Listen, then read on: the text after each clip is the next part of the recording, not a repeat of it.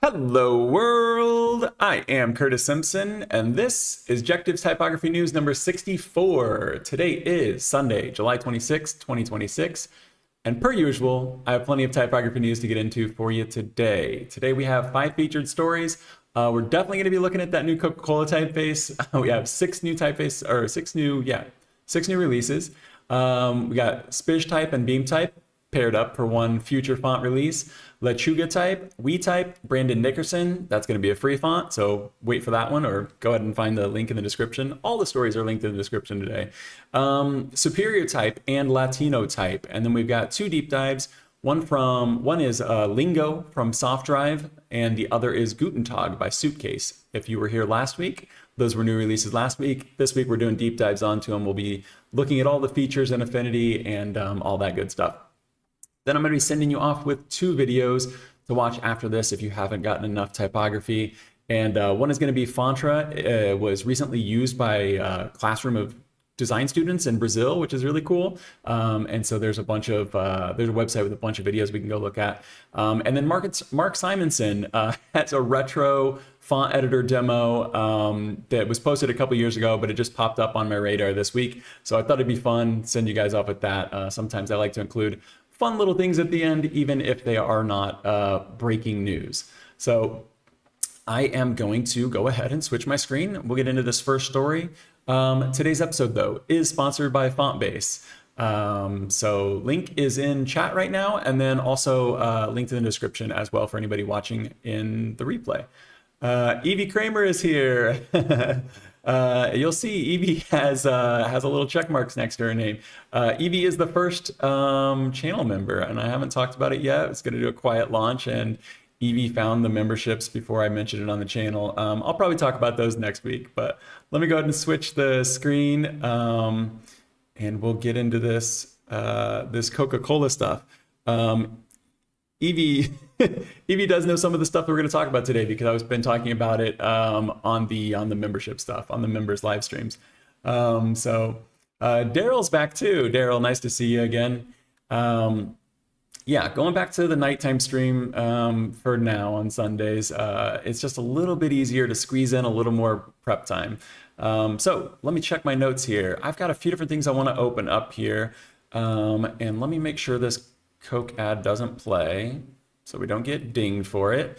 I'm not going to go into all of like the branding and all of the stuff that everybody's been talking about when it comes to this Coke rebrand, but I'm going to give you just a quick little picture here. Everybody's probably seen this. There is a video that's linked. This is the official press release, and it just basically says they're launching a new global visual identity system.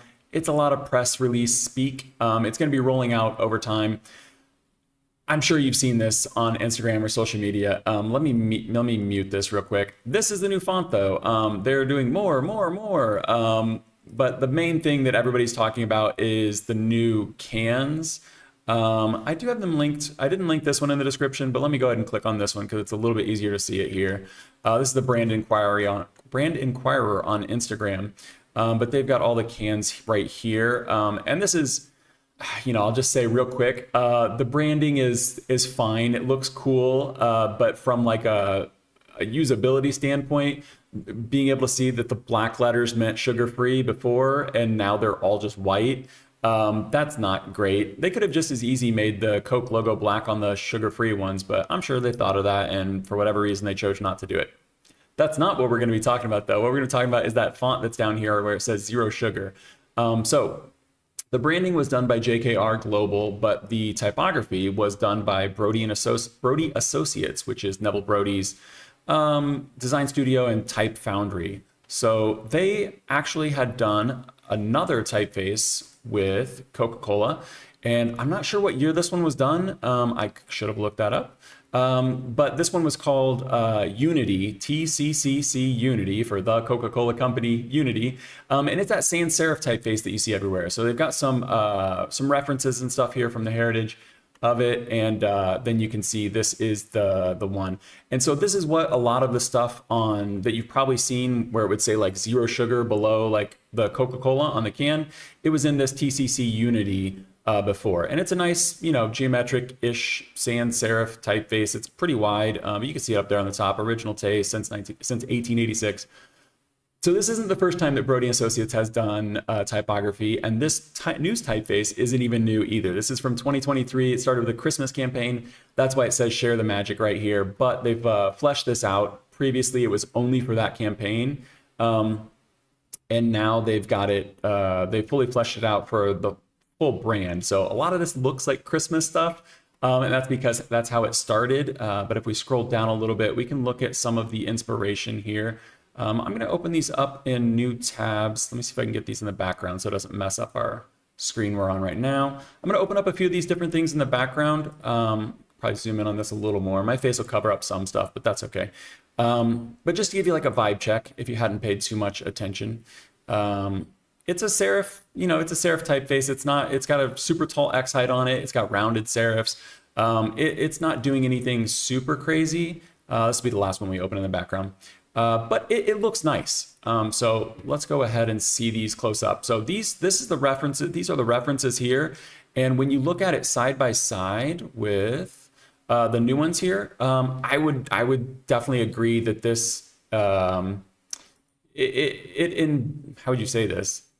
It like it takes the inspiration, it embeds, it imbues, I can't think of the word. It embodies these heritage typefaces that they used, and I'm not sure what they all are. It looks like there are quite a few different ones. Some of it was probably hand lettering, but it feels like these old typefaces and hand lettering that they used. And I'm probably definitely covering up stuff now. I'll see you guys at the end. It feels like that. And that's one of the great things about having like a super old brand is that you have a lot to draw from, and then everybody feels cool about it when they bring it back. But this does have, you know, some heritage and some logic to it. This right here, I talked about this. Evie is already going to hear me repeat this, but I'll go faster this time. This right here is a little bit of nonsense, but this is the kind of stuff that you would pitch to a client to try and make it feel like it's more than it is, because a lot of this stuff, I don't even know that I agree with, and some of it's just kind of like, okay, cool, like it's not like super special or anything. So you can see high contrast. You know, maybe some of it, it's not super high contrast, but sure, it's not like a D-Donny or something. Compressed width, yes. Soft joint, they're just talking about those the bracketing that's inside of some of these joints.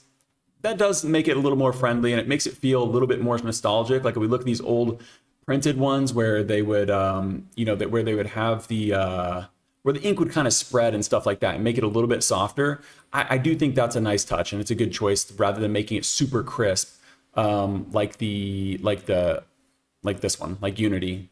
Where is it? Like Unity right there. Unity's super crisp. So this is a nice contrast from that. But like there's silly things on here like characterful counters and graphic detailing. Like that means nothing. Exaggerated serifs. You could compare this to another serif typeface, and they're pretty similar. Yeah, there are some serifs that are smaller, but this isn't like super exaggerated. But anyway, all of that said, it's a nice typeface. Here are two of the versions of it. I do believe there are three. I think there's Better, so the font is actually called Better With. TCCC Better With. Better With normal. I believe there's a bold, and then there's Better With narrow. So I think there are three total fonts for this one. No italics or anything, but it looks nice. And I think that if they put this to good use, it's going to pair really well with this existing Unity typeface. I have somewhat bad news to kick things off with this, because this is how they're using it right now. Yeah, Evie, there is so much fluff, so much fluff to sell this one for sure. But yeah, in the end, it is a nice typeface. So, you know, it is what it is.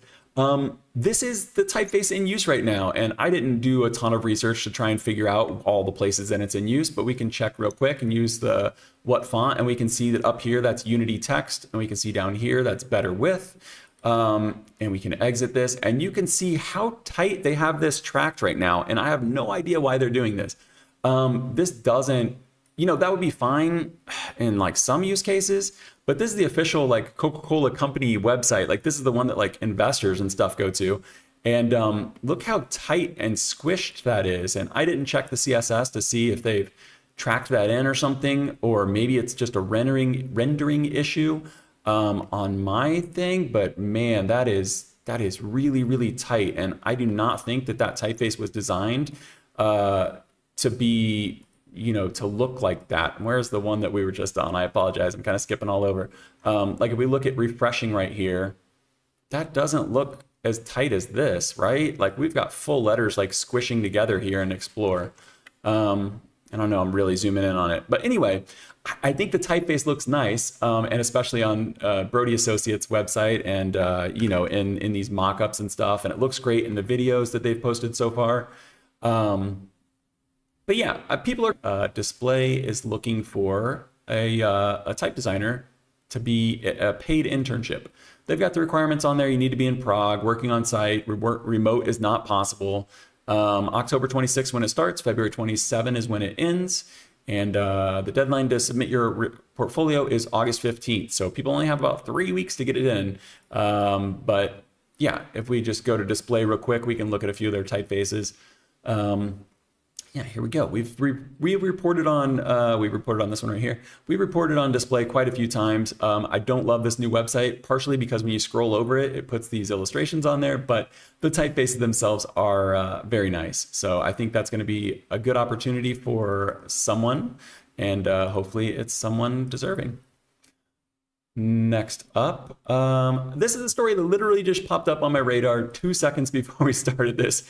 Okay, maybe like 30 minutes. But I was looking at type drawers real quick, just checking up on some stories, and I saw that FontCreator 16 is currently on sale for 60% off. I've never used this software, mainly because this screen right here scares me. This looks like, I don't know, Microsoft Office 1998, or maybe no, it would be more like Vista whenever they moved to the web banner, or the banner up there.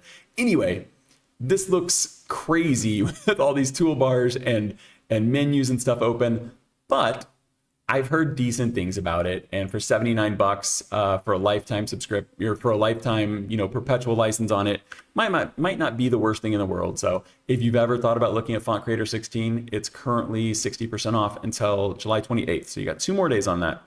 We have one more featured story here before we get into some new releases.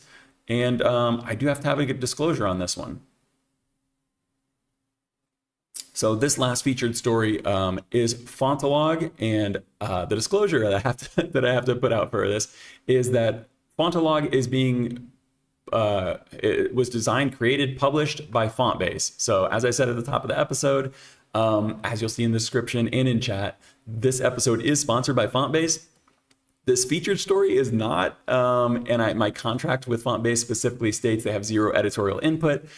So, I don't have to say anything good about this. And I'm actually gonna sort of defer to say things about it, and I'm gonna go ahead and pass it off to like Reddit and show you what other people are saying about it. But I wanted to put this on your radar, show you what it is, because they did kind of a quiet launch with Fontalog. Basically what this is doing is it's utilizing the SuperSearch feature from FontBase, which we'll talk about today. And it's using that to be able to filter through 3.5 million fonts. So there's kind of a lot going on here, but you can filter by weight, proportion. Let's see if I can zoom in on this a little bit. You can filter by weight, proportion, contrast, and X height. And these are the same filters that you'll see in FontBase, the app. Let me show you a couple of these real quick, and then I'm going to show you how you can also filter by the name, style, and Foundry.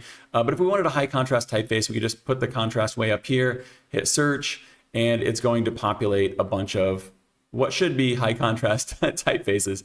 I would say this isn't super high contrast right now. Some of them maybe, but if we crank it way up, maybe we've got to get up to 90 there. Yeah, I don't know that one's necessarily working too well. I do know the narrow one works well, so let's go ahead and do proportions, and we'll take this down to like 0.24 here, and it's going to populate a bunch of narrow typefaces. So It's not perfect. It just launched this week on July 24th. So a couple days ago it released. I guess that would be Friday.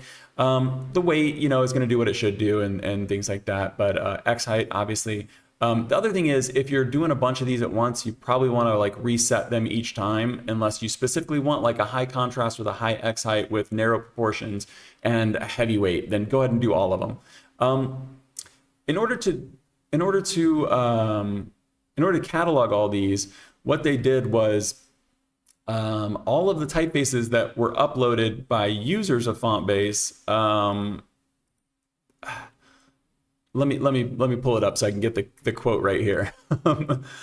All of the typefaces that were uploaded to FontBase, they analyzed them and saved the font data. So this was asked and answered on Reddit. I didn't ask this question, someone else did. Where does the data set come from? 3 million is the number of fonts, not the families, right? And it says, yes, it comes from the people who add to FontBase, our font manager. When they add fonts, we analyze them and save the data. I could see some people and some foundries maybe not knowing how to feel about this, because imagine you uploaded your fonts and then maybe they're being used to create this database, and then maybe you're a foundry and someone uploads your foundry's fonts on there, and then they're being used for this database. So I could see that being an issue for some people. I hope that this can still exist. I hope that doesn't end up being a problem, not because FontBase sponsored this, but because I think this is a cool application that is in its very early stages. You'll note all of these just say A. Let me click on one so you can see what happens when we click on one, because this screen's not super useful, just a bunch of A's on there. But if you see one that you like, you can click on it, and then it'll give you the foundry and the designer's name and stuff like that. And it'll give you some of the stats and things like that over here, as well as similar fonts that you can click on and go to those. Someone did ask on here, why is it just AA? So like right here, someone's saying like, oh, so you guys aren't just hosting a bunch of web fonts all willy-nilly. Good stuff. I'm censoring here. Are you planning to show sample text and show off a little bit more than the AA? So the thing to note here is that all of these 3 million fonts, they're not actually font files that are on here that's populating. It's just the font data, and then they're only showing the AAs here. So it says we don't plan to add longer previews so foundries don't get mad and stay compliant, and also because we just actually don't have them. We only have the AAs. So I think that's one thing that's in a positive for them, like legally, because they're not distributing the fonts. And, it says down here, like none of the fonts are displayed for, none of the fonts are ours. We're not distributing them. You can't download them, but it does link to the foundries. I don't know. I don't know where this is going to land with some foundries. I did ask Walden Fonts, because they mentioned down here they've got 133 of Walden Fonts on there already, so I guess that's a good thing. And so I asked, like, how do you feel about it? I only asked that 3 hours ago, but I am looking forward to seeing what people have to say about it. I don't know what to say about it yet. I think it would be cool to have this giant database. Right now, I don't think it's super useful since it only says AA, and I don't know, like, how much information do you really get from this screen right here? But in theory, it's really cool. Last thing I'm going to say about this, someone asked if there's going to be an API for this. Is there an API right here? Pixel Puffin asked, is there an API? It says not yet, but eventually would you use it? And then they replied, yes, they would use it. And a lot of people in the industry, they think, would use it as well. So I could see that being useful as well, because it's basically the SuperSearch features added, some of the SuperSearch features added to this, and then giving access to other foundries and stuff could be cool. We could get some kind of standard, but anyway, that's it. Just putting on your radar. Check it out if you want. Don't if you don't want to. But I think Daryl says good concept. Maybe will improve in time. That's my hope as well.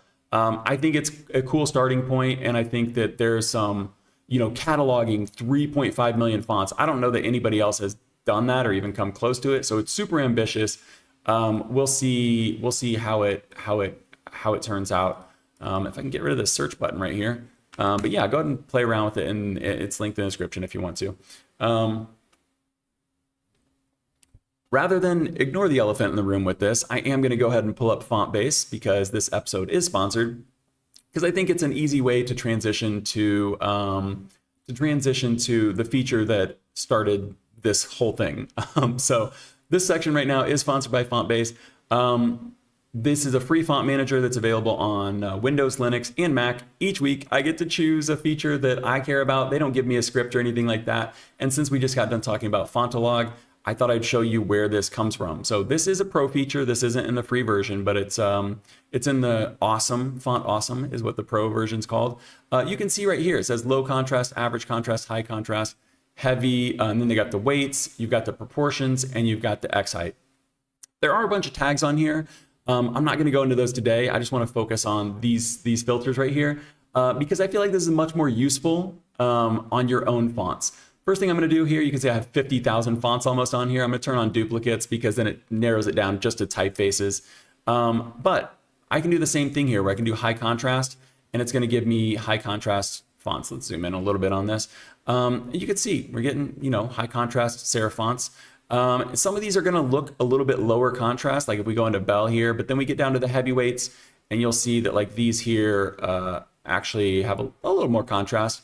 Not a D-Doni, but you can also up here see where it says 60, you can look in the chart here or you can do it at the top. These numbers here, you can actually adjust these to make it even more high contrast and really narrow it down like that. Similarly, let's go ahead and reset this. We can do the same thing where we do heavyweight. You just want a bunch of heavyweight fonts, or maybe you want the narrow ones. I feel like this is much more useful. We can even narrow this down even more. Let's get them super narrow here. Too narrow. Get some really, really narrow fonts. There you go. I feel like using these features on your own typefaces that you have access to is much more useful right now. I do feel like if these features could apply to the Fontalog and you actually could see what all the fonts look like you can in FontBase with your own fonts, that would be really cool for finding new typefaces. But for now, I do think this is a really useful feature that's in FontBase that helps you look through your own fonts and find the ones that you want. Not going to help you find the new ones. They do have other features for that, but this is going to be the pitch for today. It's linked in the description, also in chat. So check that out if you want a free font manager. Let's get into some new releases. First up here is a future font. This is actually the combo typeface that was worked on by two different foundries. Okay. Let's do a fresh start on this so we can do the chapters right. Our first new release today is coming from Spizh and WeType. It's only going to say Spizh up here because that is the Future Fonts account. This is Dialogo, and it's the first collaboration. Let me check. I wrote down how to say it. The first collaboration between Zhenya Spizhovi and Felix Bamforth. It says, based on the writing of Giovanni Francesco Cresci, the script typeface is an interpretation of the italic genre, reimagining it as an independent display script face. I apologize, I cannot read right now. We're actually going to look at this on Instagram because I do feel like it's a little bit easier to look at things on Instagram. It just loads a little bit faster, so let's go ahead and do that instead. This is Future Fonts right here. Here it is, nice and big. And you can see it's a display typeface that was inspired by the italic as a genre, like as a whole. I did look up the designer they were talking about. He wrote a couple of books. I can't read them. I don't know if they're in Latin or Italian, but if you want the links, I will add them. But it looks pretty cool. It's almost a little bit abstract, but it's still legible in the lowercase. If you're if you're writing out all of the uppercase together like that, it's definitely got a vibe to it that it seems to be kind of popular right now. You can see it does have some open type features on here. I could pull these up in Affinity really quick. Let's look at the specimen first, and then we'll pull these up in Affinity. But this is going to be $78 US on Future Fonts. That's going to get you the desktop web and app license for it. And it's also going to get you all future updates. So let's pull up this PDF specimen and we can look at this a little bit closer. Whoa, we're getting a lot of screen tearing here. Not screen tearing, but a lot of lag. 6 weights on this one, as you can see, extra light all the way up to bold. It is variable, which is really cool because you could imagine the nice interpolation between these. 235 glyphs and 16 OpenType features right now. I think that gosh, what am I trying to say? I think that the trial license on this one is full. If you go back to Future Fonts, you can see there's a license right here. That's what I have in Affinity right here, and I think that this is the full one because I can't imagine that they limited this too much. But just to give you a quick like A to Z, this is not a deep dive. Just going to do this super fast so you can see A to Z, like what this typeface is doing. There is some real high contrast in here. There's that K is basically the J with an arm and leg on it. That's kind of funny. Very cohesive. Oh, I've actually spread these out over 2 lines. The M, there's the N, O, P, Q, R. It's pretty cool. It's definitely very abstract, very flowing. And I feel like the lowercase, typically we see more character in the lowercase, right? But this lowercase feels almost sober compared to how wild the uppercase gets. It does have some OpenType features where where there's some nice ligatures and things like that. I can't help myself but to look through this real quick. There are 3 different R's on here. I'm just going to show you super fast. There's a cursive R, which I think could be, maybe I've got these tracked out really wide right now, so maybe in context this would work better. There's Genia's R here, and then there's Felix's R. So each designer has their own R on there. That's kind of fun. They have an open O and an open H on this. Let me see the O real quick. Open O, open H. I don't think I've ever seen an open H before. I've never even heard of this, but there it is right there. No, the stem doesn't go all the way to the baseline on that one, so that's interesting. And then we got a curly 2 on here is what they're calling it. Curly 2. I think that's the most normal alternate out of those, but this is a fun one, Ooh, that's a nice ampersand. I didn't even look at that. It's a fun one, but it's definitely very abstract and very, I don't know if abstract is the right word, but that's what I'm going to stick with for now. It's very characterful. I'll say that. Very characterful, very flowing, and just looks like a lot of ink spilling out. It's really cool, though. That is Dialogo from Spizh and WeType. Next up, we've got one from Lechuga Type.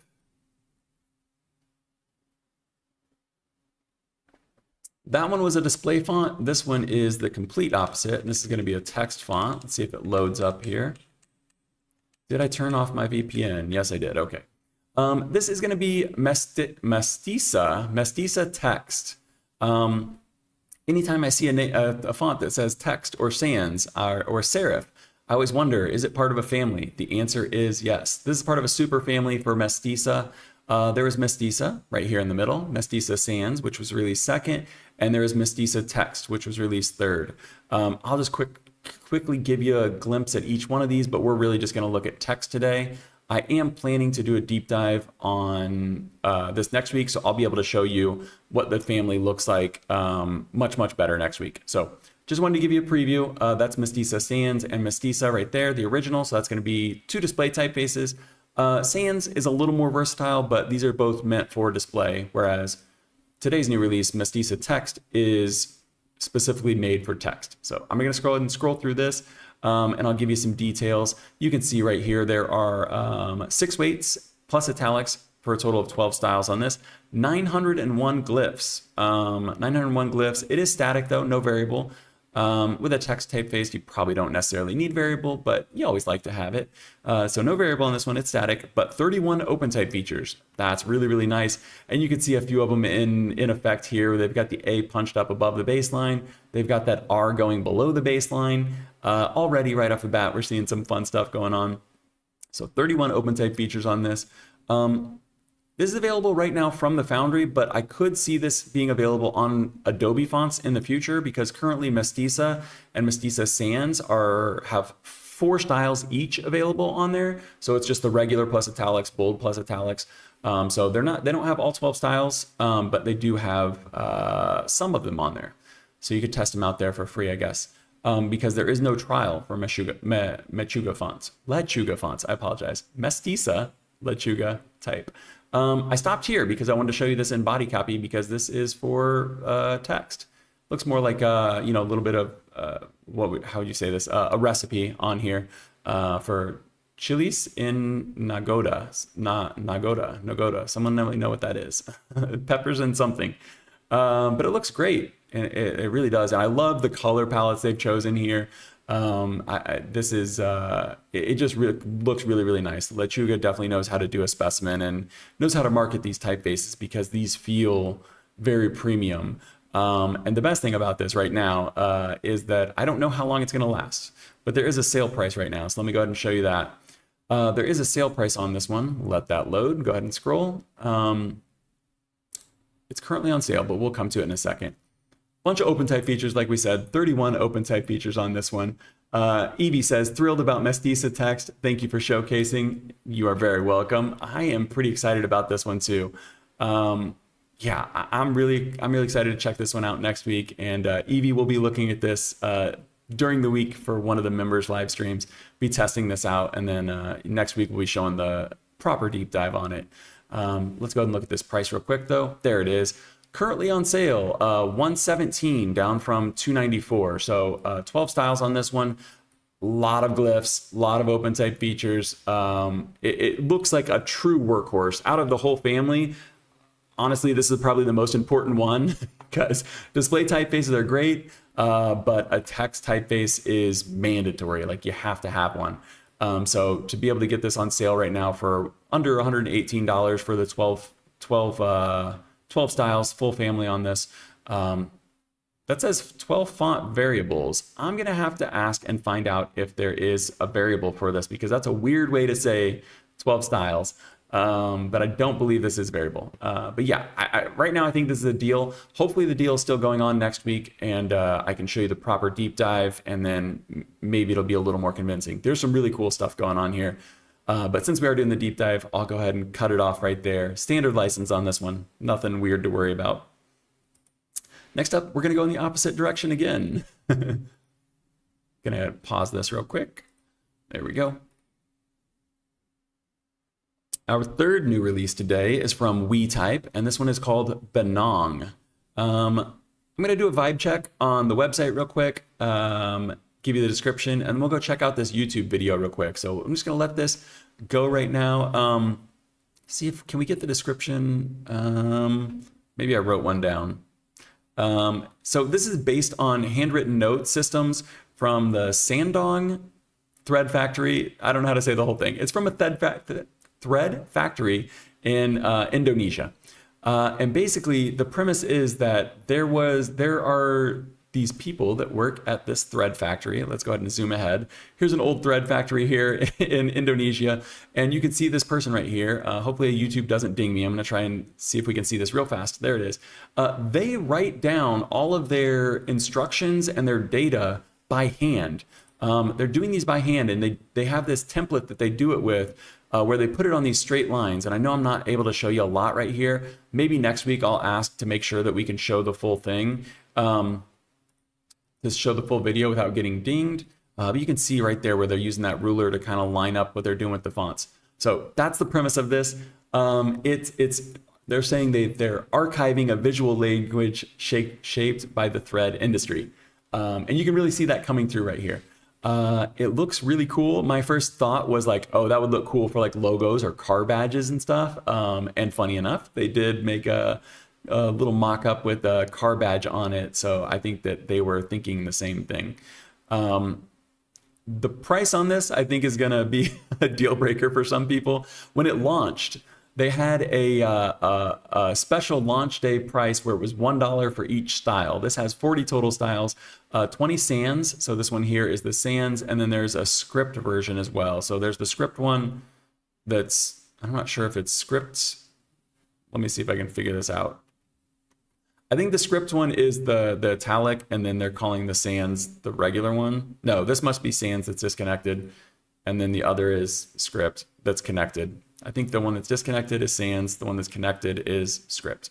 But there are 20 of each one, 10 weights of each, plus italics, so there's 40 total styles. So they were selling the whole family for $40, which would be a great deal. Now that the sale is over, they are charging $1,200 for the family on desktop. So a big jump in price there. And to be honest, when I saw the sale for the launch day thing, I thought like, surely they're bluffing. That can't really be like the price, because this has 161 glyphs for sans and 316 for the script. The number of glyphs doesn't really matter as long as it can do what you need it to do.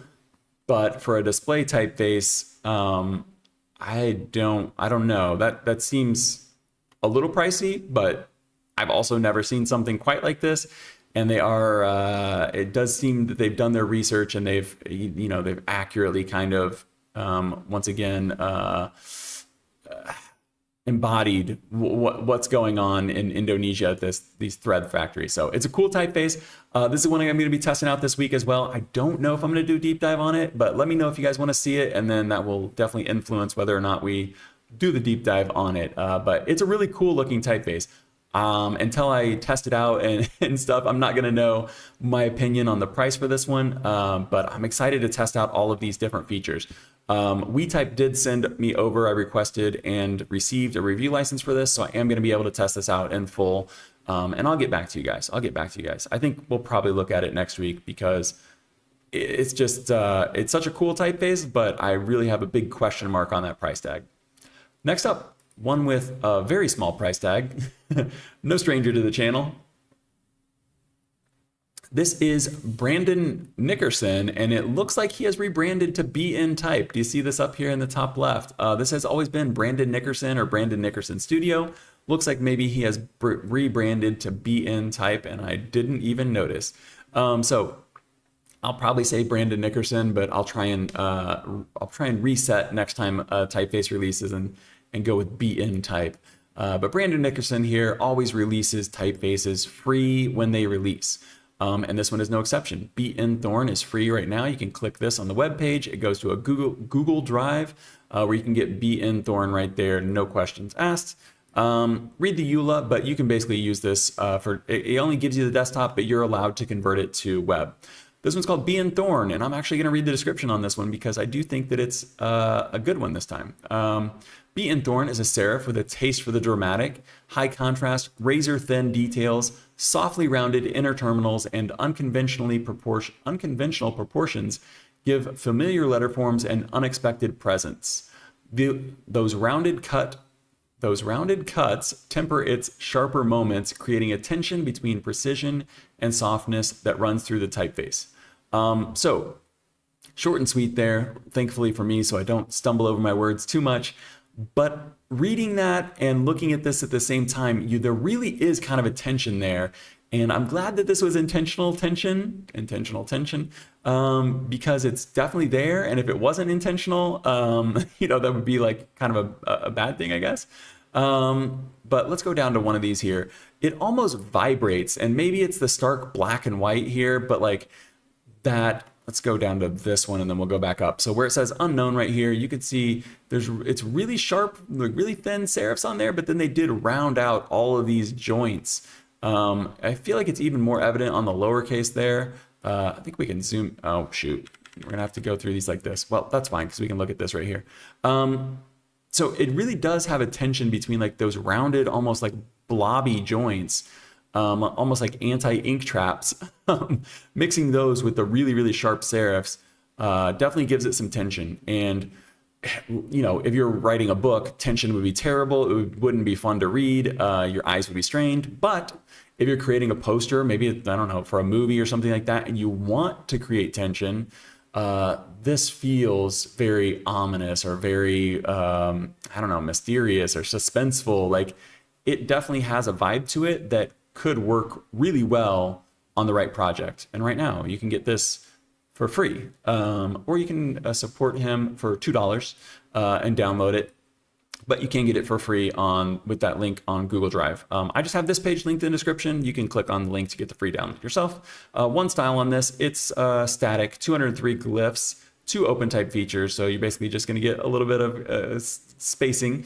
You can get it from the Foundry. There's no trial because you don't need it, and the license looks good to me.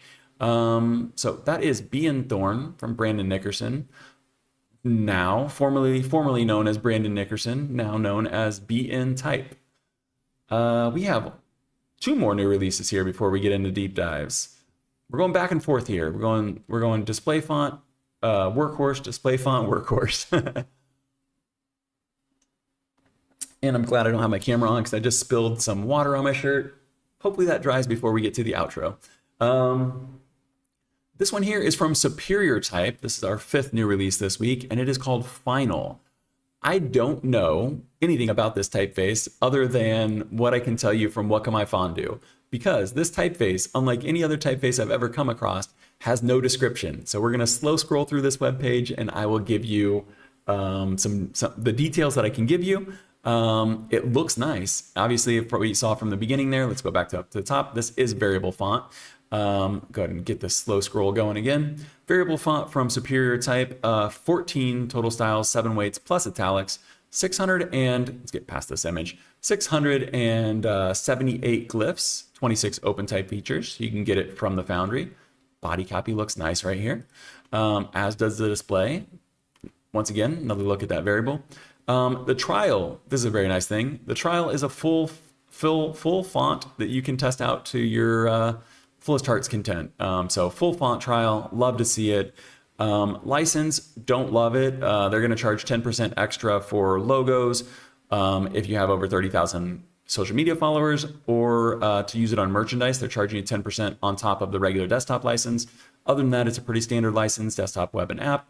But it's doing some cool stuff. Like, I like these sort of elliptical, I don't know, they're not necessarily ball terminals, they're not teardrop terminals, they're just kind of like elliptical terminals, and these slightly slanted serifs on there. It's doing some really cool stuff. I'm going to test this one out this week. I don't know that I'm going to do a deep dive on it. I would err on the side of saying no, just so no one gets their hopes up. But I am going to test it out this week because I do have the full font trial, but you can download the full trial too and test it out as well. It looks really nice. It looks really crisp. Like, the first thing that I wrote down in my notes when I saw this was very crisp. I could definitely see this being in workhorse territory. It looks great at these big display sizes, and the body copy looked manageable. Like, this looks fine. They've got the columns here are a little bit short, and this is the medium weight rather than regular. But I don't see anything too weird going on there. What's this do? Oh, that's just gonna randomize it. Strange. But yeah, I think this looks nice, but like I said, I can scroll all the way down to the bottom here. We can see all the different styles and stuff. We can see some of the open type features. I already told you there are 26. They don't have quite all of them listed there. Here's some alternates and stuff for the characters. What you would expect, A and G. The J is a little bit of a, how would you say, a more rare one. Sometimes we see J's like that, but not every time, like the A and the G. And here's your designer right here. But yeah, there's no description on this, so I have no idea. Maybe that'll come in another day. They do have a blog on here with this Superior Times, so maybe we'll get a better description on this later. But for now, what you see is what you get. Nice variable serif typeface with a lot of potential. But go ahead and test this one out because it does have a full font trial on it. We've got one more. Last one here is going to be from Latinotype. And I'm actually going to pull up my fonts. You will rarely see me pull up my fonts when it comes to purchasing, because I almost always say go buy these from the Foundry rather than a marketplace. It's just nice to deal directly with the Foundry if you have the option. But this last one here is from Latinotype, designed by Sophia Moore and the Latinotype team. I reached out to Sophia this week to try and see if I could get a review license for this. I don't know if it's going to happen. Latinotype, kind of difficult to get a hold of. She put me in contact with some people, but I'm kind of getting bounced around. So we'll see if that ends up happening. If it does, potentially we could see a deep dive on this one. Let me know if that's something you'd be interested in. But this is a geometric sans serif with some softened details. That's how they describe it. There are some really interesting tails, stems, and ears on this one. So we can see right here the R and the M. They've got some little, they've got a little extra going on with the stems over there on the left. Let's see if we can see some other ones.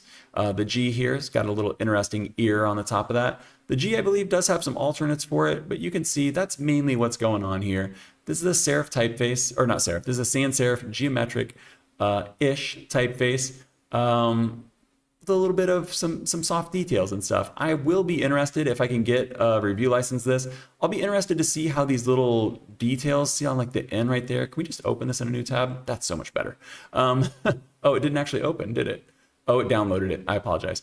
I'll be interested to see how some of these extra little pieces on the left work for spacing in text. If we scroll down, we can't see much more, just a little bit of a description there, but it's pretty generic description, to be honest. Let me give you some details. I'll let this scroll on its own. I'll give you some details. Then I'll mention why I opened up my fonts. 14 styles on this one, 7 weights plus italic. There's a variable available, but not on the Foundry website, only static available on the website. Maybe you could reach out to Latinotype and ask for the variable, but as far as I can tell, you can only get static fonts on Latinotype. No trial, so therefore I don't know the glyph count or the features yet, but the price is, let's see how much it is on here. The price is $149 for the family, 14 fonts, $149 for the family on Latinotype. Not bad. 14 fonts, or 14 fonts, full family. This one doesn't have the variable, but still looks like a nice typeface. Don't know the specs for sure, but everything looks nice so far. And we've seen plenty of fonts from Sophia before, and she always puts out quality stuff. But let's check the price on my fonts, and would you believe it? It's only $60 US for the full family, and you get the variable version of it. So rare occasion here where I would recommend picking this one up from my fonts. Crazy deal right now at the launch window for whatever reason, $4 per font, adding up to a total of $59.60. That's going to give you all 14 styles plus a variable version that's not available from the Foundry. So very nice looking typeface. I did request, have not received a review license, so I don't know that we'll see this one again, but if you are in the market for this, and you really want to get it, I would go get it from my fonts if you can stomach it. If you're fine with buying it from a third party marketplace from Monotype. Maybe we could get a glyph count right here. Oh, there it is. So even better, 518. So I'm not sure that this is going to be a workhorse for you, but it looks like a really nice display typeface nonetheless. Let's see the text specs real quick. I apologize, I didn't look at this before. Yeah, so 518 glyphs on it. You can see the character sets and languages and stuff on here. So check that out if you are interested in, check it out on my fonts if you're interested in picking this one up, because not only is the price cheaper, you get the variable and they have all the text specs on there for you. Both of those are linked in the description. Let's get into a couple of deep dives. Let me check chat. Okay, perfect. I appreciate everyone watching live right now. Our first new release, or not new release, our first deep dive is going to be Lingo. And this is one we looked at last week. Let me see if I'm on the right page. I'm gonna get a drink of water. 1 second. Okay. We looked at this last week, so I'm not going to linger too long on the website. We'll get right to the typeface in Affinity here in a second. But I want to give you the first 2 paragraphs of this description on the release notes just to set the tone for you for this one, because last week I said that I really enjoyed the marketing on this, but I didn't elaborate on that, and I didn't read any of it or anything like that. So this says, imagine a library sealed in, quiet, walls of books thick as dictionaries. Many are dictionaries, but that's not why you're here. You sit before a big computer, a big cube of a desktop computer, navigate to your personal linguistic authority, Urban Dictionary. Feverishly type in the word that's been on your mind since it left your crush's lips in math class. Turnt. A thrill washes over you, not just the definition when someone's too hyped for their own health, but the sight of it. Turnt. Turned from spoken to serif. Dignified, elevated. To see slang suited up, it feels almost subversive and just right. So the whole marketing campaign from Softdrive is kind of this like edgy in like the best way possible, not in like cringe way, but like this edgy sort of like mixing super traditional transitional typefaces with a little bit of modernity, a little bit of current culture, and it's really fun.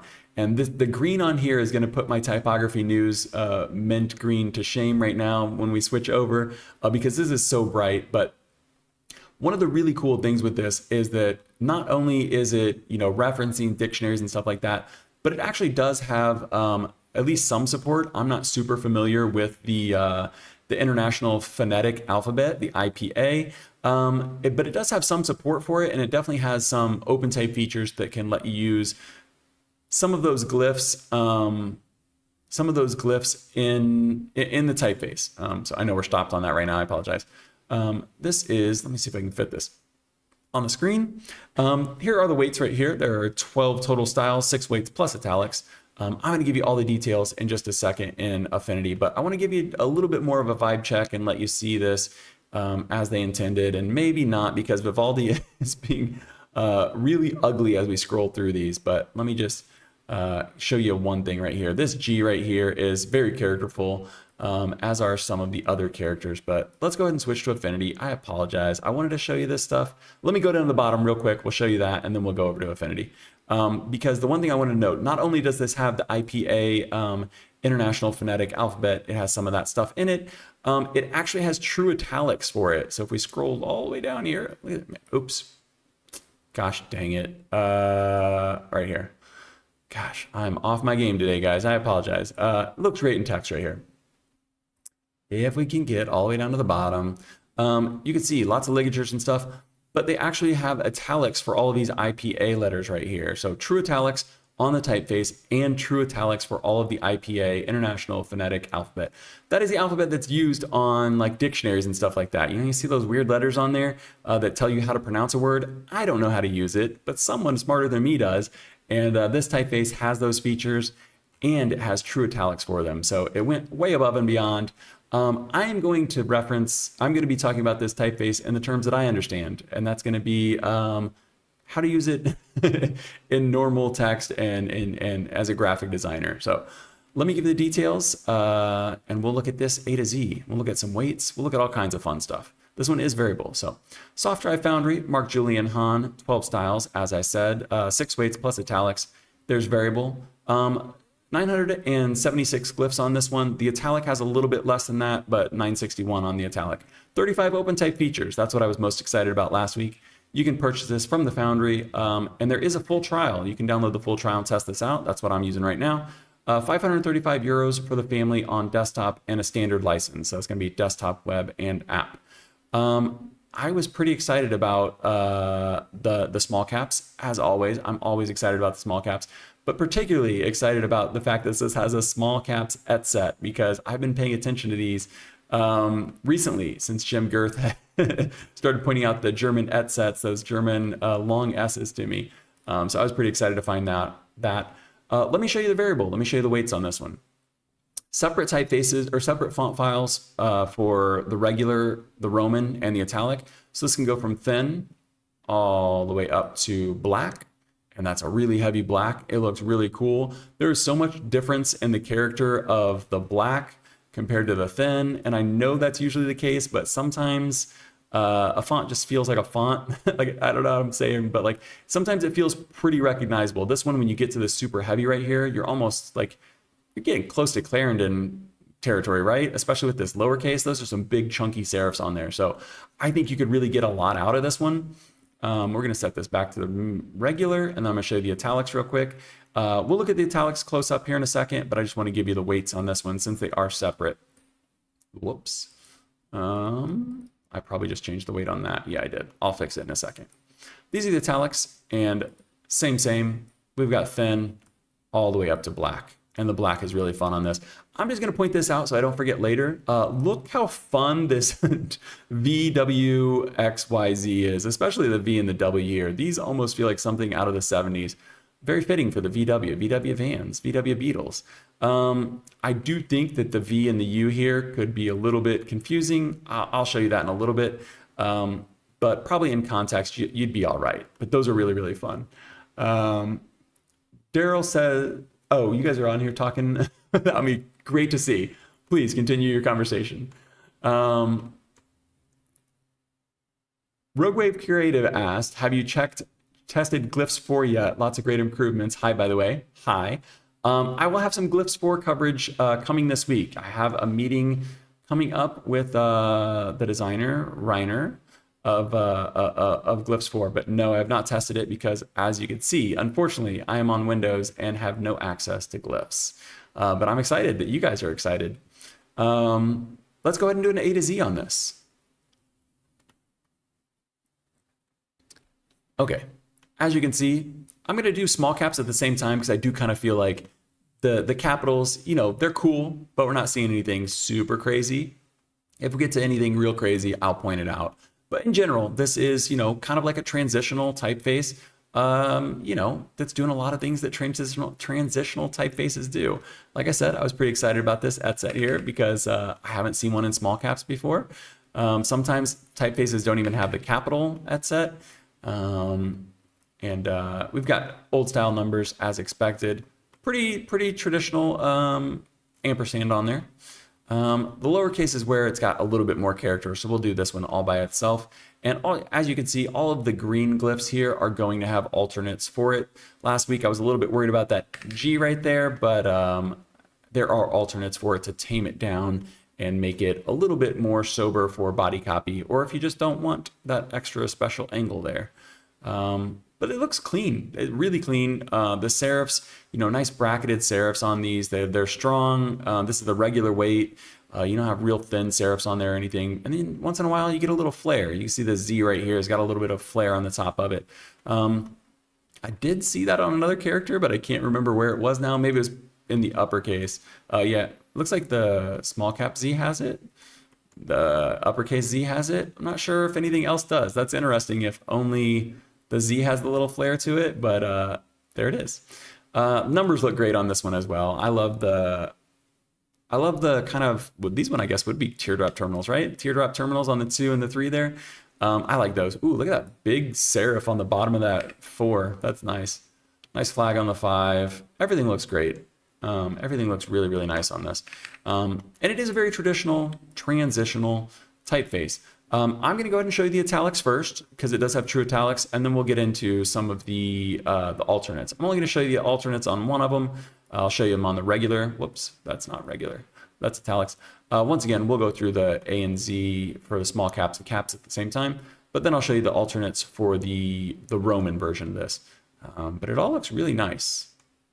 Uppercase and italic, you know, usually doesn't look too different. It's more or less a slanted, adjusted version of the Roman, but the lowercase is where you really see the true italic shine here. Very calligraphic, very flowing. Love the F that goes below the baseline in true italics, as well as that nice smooth E there. Yeah, everything's looking nice here. Once again, the green glyphs are going to have alternates, but the alternates for the for most of these are actually related to that IPA phonetics alphabet that we talked about before. So let's go ahead and get this up here. I'm trying to move fast. If you guys want to see something specific, let me know. But when I watch my replays, I tend to linger a lot. I tend to go very slow through these deep dives because I get excited about something and I just talk too much about it. But let me go ahead and show you some of these alternates. They are very nicely labeled on the side over here. So the stylistic sets are all very nicely labeled. And these are going to be interesting, but I don't know that you're going to use them too often. This one you'd probably use. It's just the single story A. Let me point out a bug real quick. This is one, Mark, I apologize. Mark Julian Hahn, the designer of this. I apologize I didn't reach out to you about this before the deep dive, but there's a bug with the small caps. If you turn on the stylistic sets, it breaks the small caps. So we're gonna see that breaking as we click through these. They're gonna break, but it's something you have to work around for now, but hopefully that gets fixed in the future. So we saw the single story A. We've got the epsilon E, which is interesting. There's a lowercase epsilon E, and then that one's broken. And then there's also an uppercase epsilon E. So that's kind of fun, I guess. I could see that being more useful down here. I didn't even actually test it, but let's just make sure that this one works as well. Uppercase epsilon E. Yeah, I could see that being nice with the italics. It's going to be very contextual, but that could be a nice way to like do a word mark or something maybe in the right situation, because it would be like, oh, where'd this E come from? But it's already going to match all the proportions and everything perfectly. Next up, we have two alternates for the G. So this is the G here. It's going at a little bit of an angle. This is one of the defining glyphs, characters of the typeface. there's a body G, which basically just lines that that ear. So I don't know, let's type the word green real quick right here. It lines up that ear a little bit better. I could see that being useful just to kind of guide your eye a little bit more. I've never seen a G called a body E before, but that makes sense. Like where you would just want to line that up so it keeps going along, you know, guides your eye along that X height there. And the other one is the one that I was most excited for, because the thing that bothered me was this angle, not necessarily the ear, and that would be the simple G. I feel like I would probably throw the simple G on there 90% of the time. If I'm doing headlines and stuff, I'll throw the fun G's on there. Those are nice. But in body copy, I think that G could be a little distracting. You'd probably get used to it. But it could be distracting. We saw this in Dialogo just a second ago when we did that mini deep dive on it. An open O. Never seen this before either. I'm not sure if this is part of the IPA standard or not. Maybe this fishhook R is also part of that standard. Really interesting characters here that I'm not familiar with. Some of these Greek ones I am, because you know, I know my Greek letters, but upsilon. And we've got a gamma for the Y, which is pretty fun. The gamma for the Y actually works on the uppercase as well, right? Am I confused? I'm like 90% sure there's an uppercase gamma as well, but that's pretty fun. I don't know if you know, I don't read or write Greek other than fraternity letters, so these lowercase and, you know, I guess some math and stuff like that. So I don't know if you would use this in say you use this in a word mark or something. I don't know if that's going to throw someone off that actually reads Greek. That would be something you definitely need to check out. But if it didn't, that's a really cool Y. I know it's a gamma, but it's a really cool Y. And then we've got an alternate Z. I actually don't have the Z on here. Let's make this green real quick. I guess we don't need to, but I'm going to. So we've got an alternate Z here that's EZH. I don't know how to say that. EZH. Let me write it out for you guys. EZH. That is what this Z is called in the stylized set. Boom. It looks like a 3 to me, but it also kind of looks like a cursive Z. I don't know. Old style numerals, lining numerals. Did find a small other bug with this one. This is the other thing I found a bug with. So the small caps, you can see are a little having an issue there.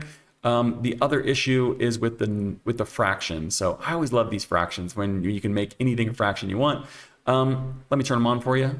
3, 2, 1. Only the fractions work on for the lining numerals. They don't work for the old style numbers. You know, you could fix that. That's fine. But did you notice the other thing that's happening right here? The 0 is not working on the fraction. So it can work. Like you could throw it in here and it's going to work. But if a 0 is the first number in your fraction, it doesn't work with the Roman numbers. This is not the case with the italics. So I know that it's not like an issue that can't be solved. It's just a bug. And if you look, actually, both of these turned into fractions. A little bit of a problem on the top one, but I'll get to that in a second. But you can see the 0 can work as a fraction, so it's not just like something in the whole font. It's just a problem with that one. This one here, even though it doesn't have a bar here, it's reading it as a fraction. And since since you don't have the bar in there, it's just putting them all in the numerator, which is strange. Because let's say you wanted to type, I don't know, let's say you want to type 12 3/4. Let's get this like this. Boom. Oh, look at that. 3/4. Okay, so that's fixing itself with the open type. That's something, I guess. Yeah. That's not the end of the world. So if it's going to do that on its own, but still, I don't know. Let's see what happens when we turn on fractions.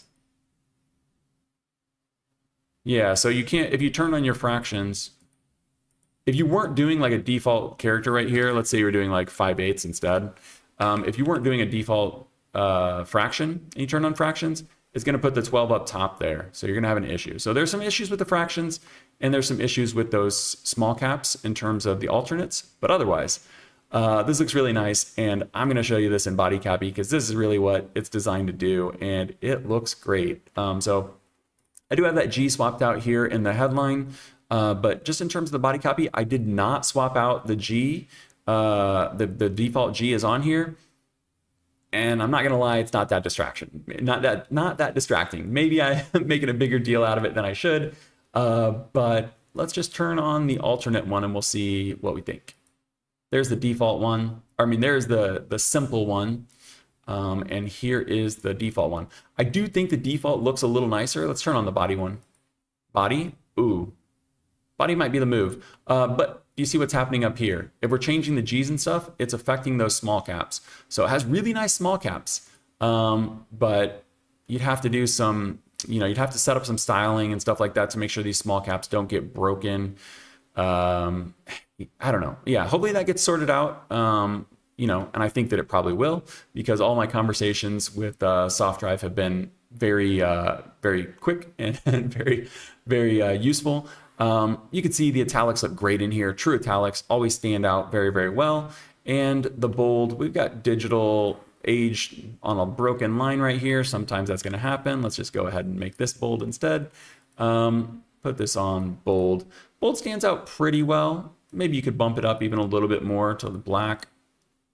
Yeah, you'd have to decide. Bold looks fine, but I like those really, really bold bolds. I like them to stand out like a textbook term. So you could decide, yeah, that's the bold right there. Self-publishing is in bold right now. I think the black looks just a little bit better on there than the bold. Daryl says, note to self, if I ever announce a new typeface through Jectives, expect a very thorough technical review. Please, anybody is welcome. For anybody that's listening, you are welcome to send me typefaces before they release, and I will test them out for you. No problem at all. Actually, a typeface that we talked about before on the channel is I am going to be getting a pre-release version of it soon to be able to test out. So I apologize to anyone that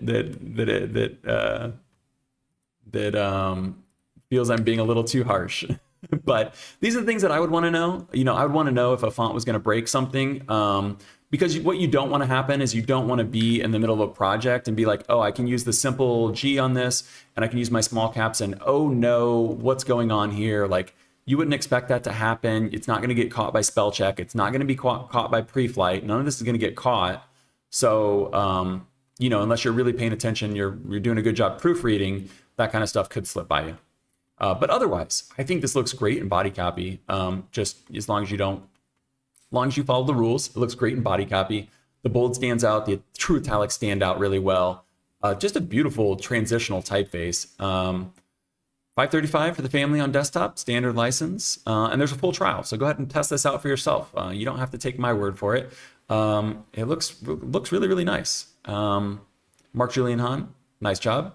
I'm sure that he'll get those couple of things fixed for us. That was Softdrive Foundry's new release, Lingo. We've got one more new release here. Once again, we're going to swing in the opposite direction and have a little fun with this final one. Our final new release today. Okay, I'll start my chapter over. Let me get another drink of water. Daryl says that's a compliment, by the way. I appreciate it, Daryl. Okay. Our final new release, our final deep dive today is coming from Suitcase Type Foundry, and it is not called Agenda, it is called Gutentag. Gutentag, we talked about this last week, so I'm not going to spend too much time on here. I'm just going to give you this one-liner right here. It says, Gutentag is a display typeface built around a simple idea: achieve the strongest possible character with the fewest possible means. They've got some inspiration and stuff like that on there. We're going to get right to the typeface. Let me check my notes.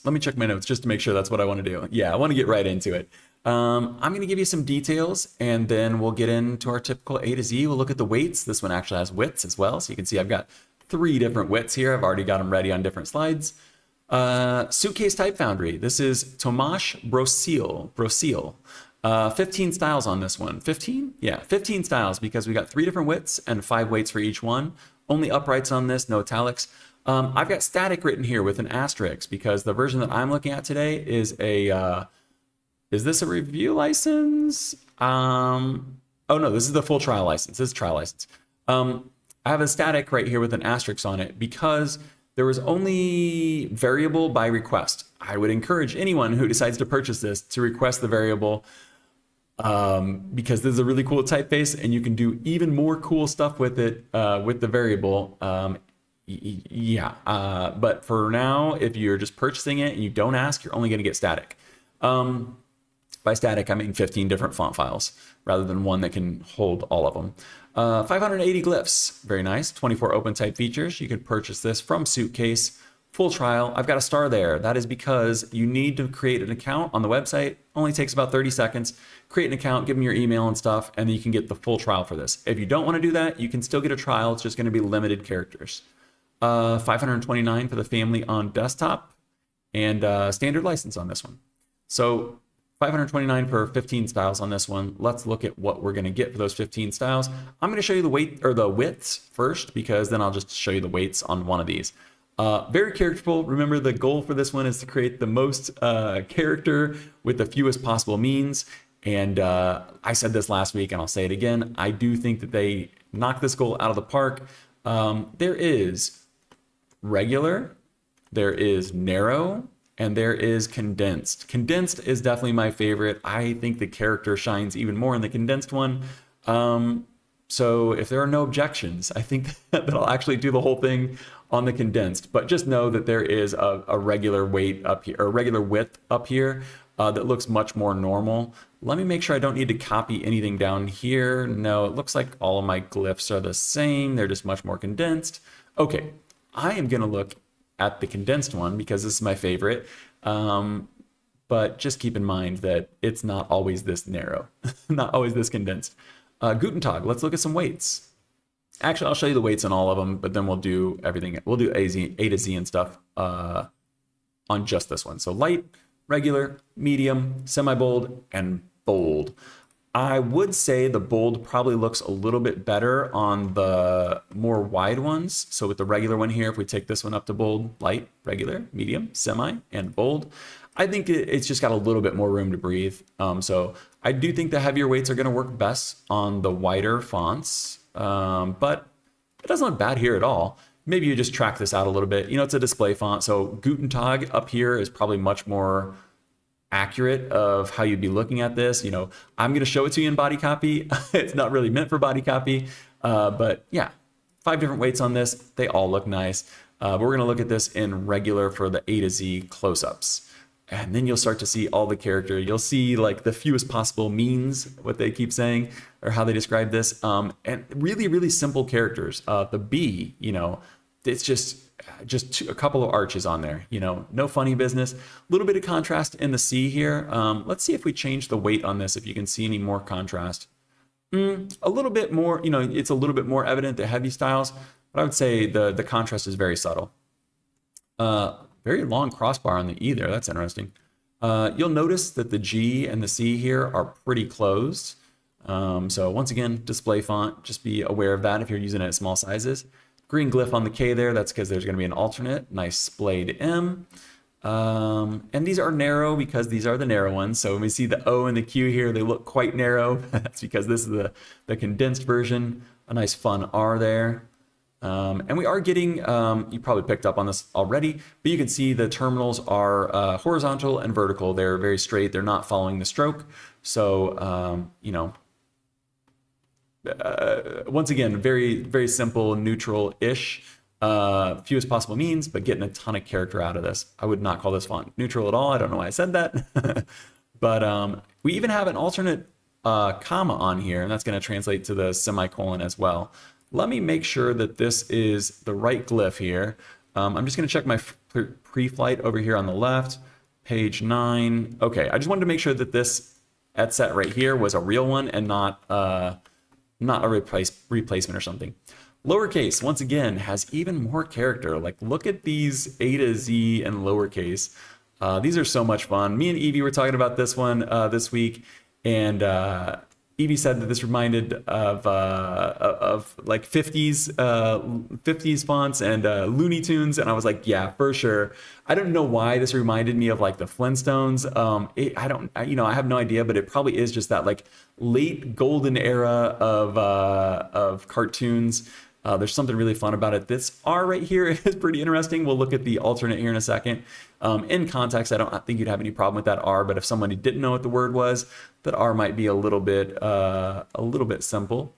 Interesting 5 there as well. They really are doing the fewest possible strokes.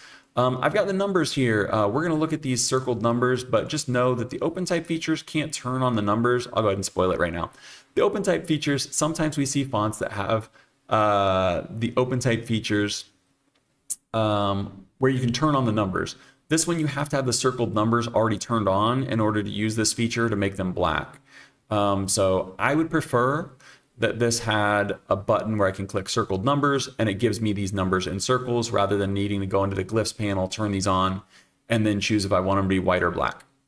Daryl says, condensed for the win. Great. I'm glad I didn't make a mistake here.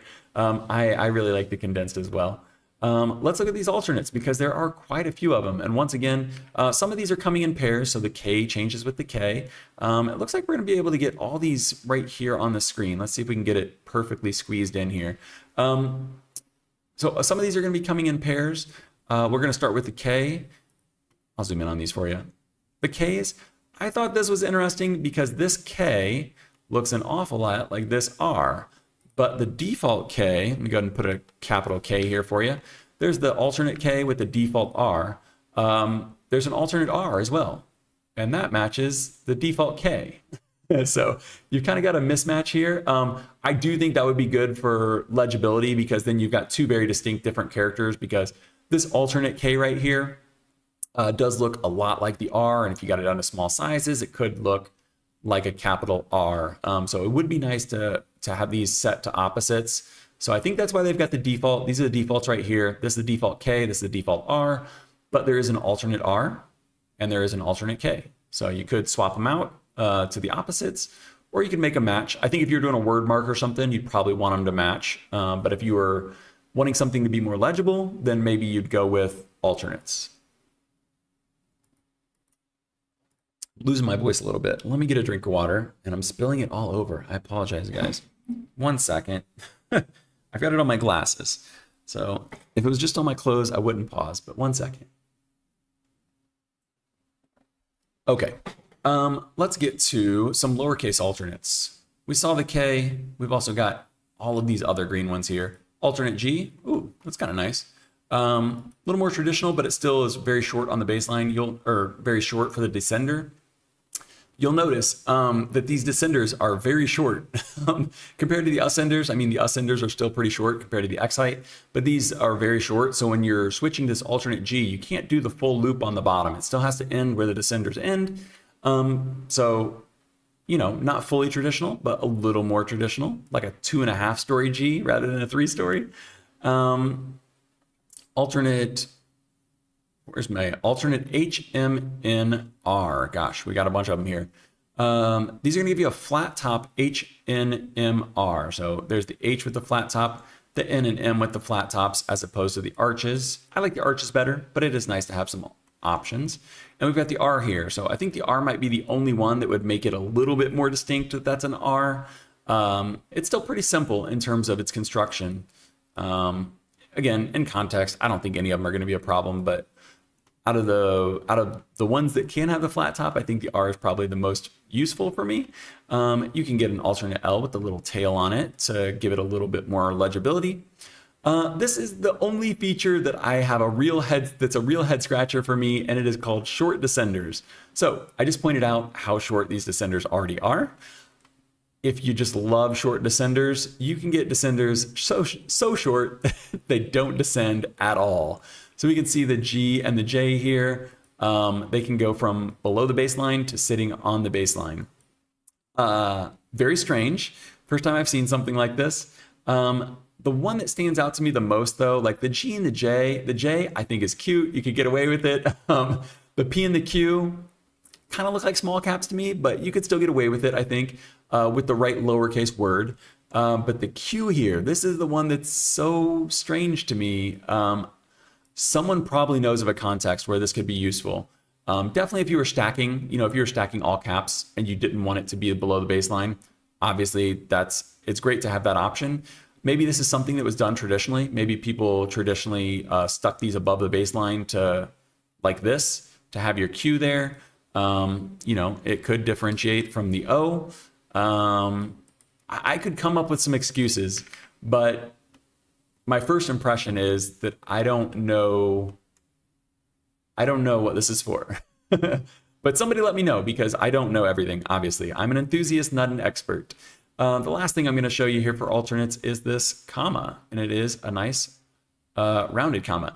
Typically, I would say I like this comma better. Anytime I can do this for an apostrophe, a quote, a comma, I prefer that over this. But we have to remember what the goal of this font is, and it is the fewest possible means, the fewest possible, elements to make this have character. And I just don't know that the alternate matches the rest of the typeface. It's great that it's there. Love to have it. I think it looks much more like a comma. Let's go down to the body copy real quick. We can look at this.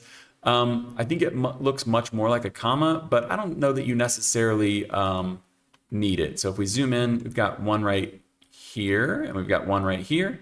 Those look nice if you didn't know that there was any other option, but I do think these just fit a little bit better. You can see a couple of them right here and here.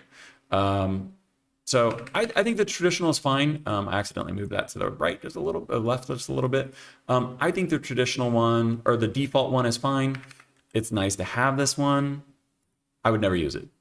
But in general, man, I love this typeface. I don't know. I have like a very positive, visceral reaction to this, especially the condensed version. The condensed, like semi-bold, like this is so much fun. Let's look at it in body copy. It's not meant for body copy. Please keep that in mind. I accidentally moved this around a little bit. Ignore my sloppiness. But I do think you can get away with this in body copy. Let me turn off those alternate commas there. Check chat. Daryl says, would prefer trapezoidal dots on the J and I. Oh, yeah, I hadn't thought of that. This is why I love doing these live, guys, because you guys always have something to point out that I would not think of. Yeah, it could be cool to have an alternate. So you've got the alternate for these right here. It could be cool to have an alternate for the dots on the I and the J there. Yeah, that could be interesting. For sure. Good call. Back to the body copy here. I think that you could pull this off in body copy. Like I said, no italics on this. So you've just got the regular, you just got upright and then the 5 different weights. What you could do, I've got this set in regular right now. You could space it out. You could add, some tracking to it or something. But maybe you could do maybe you could use one of these other families. Use the condensed one, use the narrow one.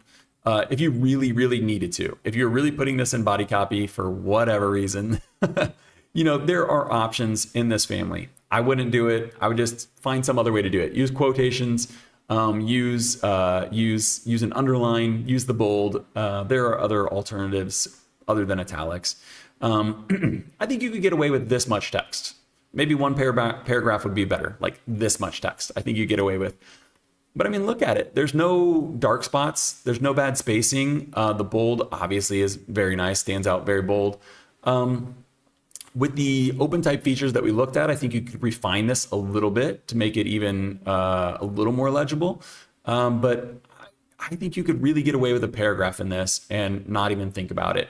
And I think that this would be a great, how would you say it? It's like great for subheads, great for captions, great for just fun things that had for the right brand. I'm gonna get a drink of water. And then I'm going to show you this, how I think it probably is going to be used. And I think it's going to be used in like single words at a time. This is, if you've been around the channel, which everyone in chat right now is a day one, you guys have all been here forever. You'll have seen this before. This is typically the page that I put swashes on. I just put this here real quick because I think you could zoom in on any single one of these and make a nice word mark out of this. Like it would take no effort. A little bit retro. Let's see, quotation. I think New York looks pretty basic there, but again, we've got the alternates. We could play around with the R. We could play around with some of these different characters and stuff. I think this is what you're going to do with it mostly. You're going to use it for posters. You're going to use it for word marks. You're going to use it for subheads and things like that. But when you're looking at it in, you know, 1 or 2 words at a time, I think it really, really shines because then you can see all that character. I think this font's going to do best when it's big. I think it's going to do best in, how would you say, in like, oh gosh, used in moderation, because look how nice this Roman looks right now. Like that just looks beautiful, you know, to type nerds anyway. But it just looks really, really nice. It's really fun. And you've got the 15 different styles. I don't know what I have this set in right now. I have this set in narrow. So you could take this to condensed. Ooh, yeah, man, I love the condensed on this. You could take it to condensed. You could take it to the regular one. Now we got some spacing issues and stuff, but you could take it to the heavy, you know, take it to the bold. Let's get this back down to condensed. You know, you could do a lot with very little. And I think that that's just a perfect, you know, a perfect ending to this one, because I really do think that they nailed their goal and they're just doing a lot with a little here. Like Gutentag is so much fun. It's going to be very use case specific. Obviously, not everyone needs this fun, quirky, kind of like minimalist, but also with a ton of character. But it's got some nice open type features. I didn't even show you all of them. You know, I could go through the glyphs over here on the right and show you all of the language support, all of the fractions. Did we even look at the fractions? This has fractions that work. I'll show you in just a second. But there's heart icons over here, or dingbats. There's arrows, there's daggers, there's everything that you would typically want from a typeface. Let me show these fractions real quick. They work perfectly as expected. So this has a lot of really great open type features and stuff built into it. It's a thoughtful display typeface, and it's a fun one. It's not like anything we've really looked at lately. So I really enjoyed that one.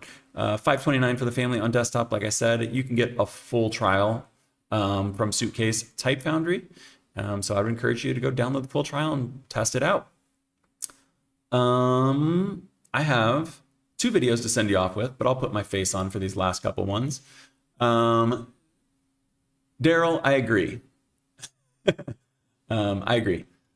Let me get a drink. I'll turn my face on and we'll look at some cool video stuff. This page takes a second to load, so that's great because it gives me a second to get my face on. Hello, hello. So it does this funny loading thing. I'm not sure what this platform is that they're using for this website, but this is a university in Blumenau, which is in Santa Catarina, don't make fun of my Portuguese, in Brazil. So Brazilian students, Brazilian graphic design students in Blumenau, third year university students, I think they were third year. I know they're university students. I don't know what year they were, I apologize. And they put out all these different typefaces. And I know these are a little bit blurry right now. It's because they're embedded YouTube videos. Let me just pull one up for you real quick. I'm gonna mute it, I'm gonna pause it, and then I'm gonna kind of zoom through some of these. So these are student work, so keep that in mind. These are student work. But the cool thing about this was that they made these all in Fontra. Fontra is a free font editor that's in browser, so it works on, yeah, these are all like process videos and stuff. So there are 12 different projects. Some of the students work together. Some of the students worked alone. But if I can pull up some process, yeah, so we see Fontra right there. This looks like a screen of the video. What I thought was interesting is that they were working, a lot of them were working in Affinity. Shout out to Affinity. Some were working in Illustrator, but then they would pull them into Fontra and create their typeface. So I don't have, actually I do have all these linked here. I could open them up. Hopefully it's not gonna start playing all of them. But there are some cool typeface design of my passion. Look at this. This one's like a Gothic arch one. It's one of the more strange ones. But there are some nice ones in here, and it's just fun to see people using Fontra because Fontra is a font editor that I've looked at before, but I haven't actually played around with. And it's nice to see like a full university classroom using it, and I don't know, just see that it is possible to make your typefaces in there, even if they were doing their vectors in Affinity or Illustrator. So that's linked in the description if you want to check those out. I would just go through and click on all these and open them up in YouTube, and you can see the process and stuff. Oh, this one's kind of nice. This one's called Sketch Ink.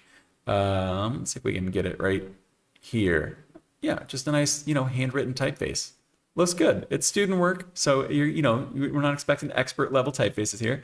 But this one here is going to be from an expert. This last story here is Mark Simonson.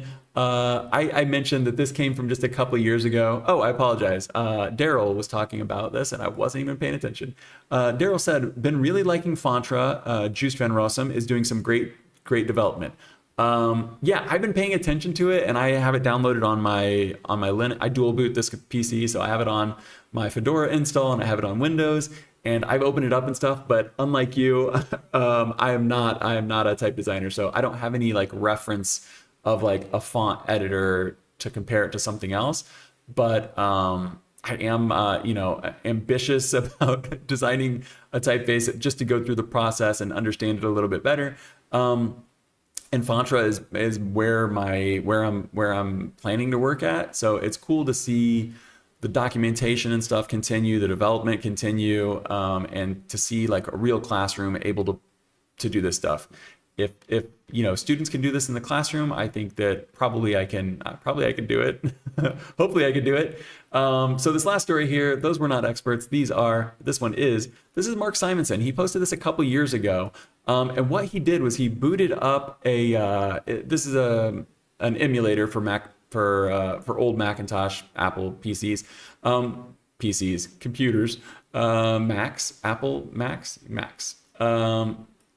He installed a font editor 2 on here, and he's going through and showing us how he used to use this software. This is just really fun to watch. It's so, it's gonna have zero relevance over your life right now. You're not gonna watch this and like go download this, and I mean maybe you'll download it to play around with it, but you're not gonna make like some production level font with this.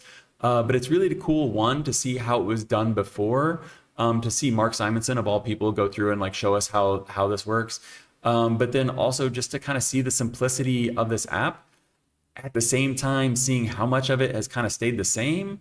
I don't know. I just walked away with like a much better understanding of how typefaces were made back then, and it's really cool to see. I don't know that anybody's going to find this super relevant, but if nothing else, Mark has a very calming voice. This could be some nice background ASMR for you. I found it very relaxing to just let this old school black and white editor play on my second monitor, listen to Mark talk while I'm looking up some typography, doing some research for Typography News. So that is going to be the last one. I'm going to get a drink, put the big face on, and we'll get out of here.